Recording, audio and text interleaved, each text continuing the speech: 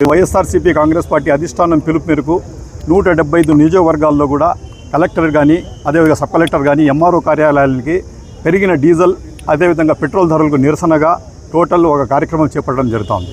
ఈరోజు ప్రజలకు ఏ ఇబ్బంది వచ్చినా ఏది వచ్చినా ఫస్ట్గా నిలబడే వ్యక్తి జగన్మోహన్ రెడ్డి గారే. అన్ని రకాలుగా రైతులకు చూసుకోండి, విద్యార్థులకు చూసుకోండి, ఆడపడుచులకు తీసుకోండి, ఎవరికైనా ఏ ఇబ్బంది వస్తే కూడా ఖచ్చితంగా నేను ఉంటానని చెప్పి ఆయన నిద్రపోకుండా మమ్మల్ని కూడా నిద్రపోనీయకుండా ప్రజల్లో ఉంటూ అన్ని సమస్యలను ప్రజల దృష్టికి తీసుకుని పోండి, హైకమాండ్ దృష్టికి తీసుకుని పోయేసి ఎటువంటి పరిస్థితుల్లో ఈ ప్రభుత్వానికి తల నెట్టైనా సరే సాధించుకోండి అనే ఉద్దేశంతో మమ్మల్ని అందరినీ వీధుల మీద పెడుతూ ఉన్నారు. ఆయన దీని ప్రకారమే మేము కూడా ఈరోజు ప్రజల్లోకి వస్తూ ఉన్నాం, ప్రజల్లో చేస్తూ ఉన్నాం. ఈరోజు దగ్గర డీజిల్ పెట్రోల్ ధరలు ఎక్కడ మన దేశంలోనే ఎక్కడా లేని విధంగా ఆంధ్ర రాష్ట్రంలో ఎక్కువగా ఉన్నాయి. దగ్గర వేరే రాష్ట్రాలతో పోల్చుకుంటే కర్ణాటక నుండి పోల్చుకుంటే దగ్గర 8-9 రూపాయలు ఇక్కడ ఎక్స్ట్రా ఉంది. తమిళనాడు నుండి పోల్చుకుంటే కూడా ఎక్స్ట్రా ఉంది. దీనికి వచ్చిన అడిషనల్గా మనం వచ్చిన ఎక్స్ట్రా పన్నులు విధించడం జరుగుతూ ఉంది.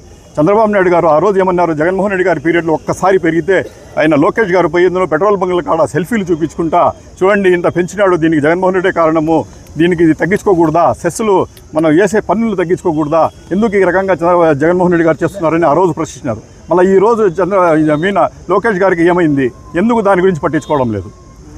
దీని పెరిగిన దానివల్ల అన్ని నిత్యావసర సరుకుల ధరలు పెరిగిపోతూ ఉన్నాయి. ఆటో కార్మికులు కానీ తీసుకోండి, మళ్ళీ ఆటోమొబైల్ కార్మికులు తీసుకోండి, అన్ని రకాలుగా ప్రతి ఒక్కరికి దగ్గర 3,500 కోట్ల రూపాయల ఆర్థిక భారం ప్రతి సంవత్సరం ప్రజల మీద పడతా ఉంది. ఎటువంటి ఏమీ ఇది లేదు, ఈ గవర్నమెంట్ ఏమి పట్టించుకునేది లేదు. కేవలం వాళ్ళ సంపాదన వాళ్ళ దాంట్లో పడిపోయినారు తప్ప ప్రజలకు ఉండే సమస్యల మీద ఒక చీమంతా కూడా వాళ్ళకేమి అవగాహన లేదు, అసలు వాళ్ళు ఏం పట్టించుకోవడమే లేదు. వైఎస్ఆర్ కాంగ్రెస్ పార్టీ ప్రజలకు ఏ ఇబ్బంది వచ్చినా ఇది కూడా డీజిల్ రేట్లు ఇది కూడా మీరు వేసిండే పన్నులు తగ్గించుకోండి, ముందుండే రేట్లకు స్థిమితం చేయండి. వీలైతే చేతులతో కొంచెం డబ్బు వేసినా సరే ఈ రేట్లు పెరగకుండా మీ ఆంధ్ర రాష్ట్రంలో చేయాలి. కానీ ఈ రకంగా చేయడం చాలా బాధాకరం. అన్ని రకాలుగా కూడా నిత్యావసర సరుకులు కూడా విపరీతంగా పెరిగిపోయినాయి. ఈ రకంగా ప్రజల్లో తల్లాడుతా ఇది చేస్తూ ఉంటే చంద్రబాబు నాయుడు గారు ఏమంటారంటే హాస్యాస్పదంగా ఉంది. ఆయన ఏమంటారంటే 3 పిల్లల కంటే 30,000, 4 పిల్లల కంటే 40,000 అంటాడు.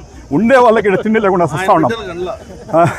తిండే వాళ్ళకు తిండి లేకుండా ఇప్పుడు మేమే సస్తా ఉంటే ఇంకా పుట్టించమంటా ఉన్నాడు ఆయన. చూడండి, ఈ రకంగా చేసి ప్రజలకు ఇంకా బానిసలు చేసేసి ఇంకా వాళ్ళకు ఫైనాన్షియలీ వీక్ చేసేసి ఇది చేయాలనే ఉద్దేశంతో ముందుకు సాగుతూ ఉన్నారు. కాబట్టి ఖచ్చితంగా వైఎస్ఆర్ కాంగ్రెస్ పార్టీ మేము 100% ప్రజల పక్షాన ఉంటాం.